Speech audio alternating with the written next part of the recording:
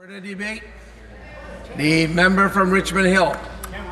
Thank you, Mr. Speaker. Mr. Speaker, it's my pleasure to contribute to the debate on Bill 42, a bill introduced by the Leader of Her Majesty's Loyal Opposition, an act to amend the Electricity Act 1998 and the Environmental Protection Act with respect to renewable energy.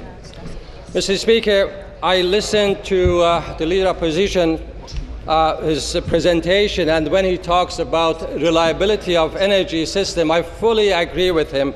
The energy system in this province has to be reliable.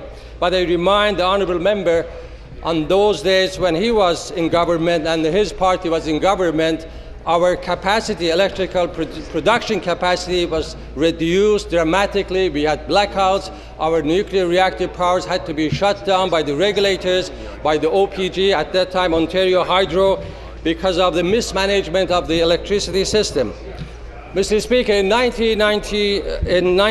2009, just almost 2.5 years ago, we made the policy decision in the history of this province, in the electrical energy industry of this province, to bring in renewable energy to the mix of electrical energy production in this province. We made the decision, Mr. Speaker, basically on the three categories, on the three bases. One was to shut down coal-fired plants. The second one was to clean the air and the environment. And the third was, of course, to introduce and create a new industry in this province, the clean, green energy industry in this province. I just take you through, Mr. Speaker, on the impact of burning coal in power plants to produce electricity. It costs our province every year $4.4 billion in human costs and also in the cost for the environment. 700 people every year are dying in this province as a result of burning dirty coal to produce electricity. 1,000 people are admitted to hospitals in this province because of burning coal in our power plant. And over 330,000 people, they develop minor illnesses such as headache, coughing, and some respiratory diseases because of burning coal in our power plants.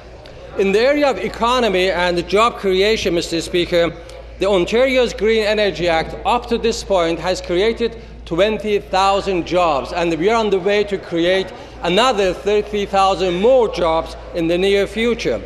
We have built 4 major manufacturing corporations and plants in 4 cities in Ontario in the area of Green Energy Act, which has attracted, by the way, $27 billion investment from domestic sources and from foreign sources. Those cities are Tillsonburg with 900 jobs, Windsor 700 jobs, Don Mills 200 jobs, London 200 jobs, and when you add those numbers together, it comes to 2,000 jobs already created in those 4 manufacturing plants. And there are other 30 companies in cities like Windsor, Tillsonburg, London, Guelph, Welland, Newmarket, Burlington, Peterborough, Hawkesbury, Cambridge, Sault Ste. Marie. They have manufacturing plants, and they have created manufacturing jobs in the area of green energy. And when I talk, Mr. Speaker, about creation of jobs as a result of green energy, I just don't mean only manufacturing jobs. There are other jobs associated with this industry. For example, assembly, construction, trucking, service and installation jobs, financing, engineering, electrical work, inspection, computer software, hardware, and etc. So these are the jobs created in this industry. When it comes to employment, this is the new industry. This is the future of energy production, electrical energy production in the whole world, Mr. Speaker.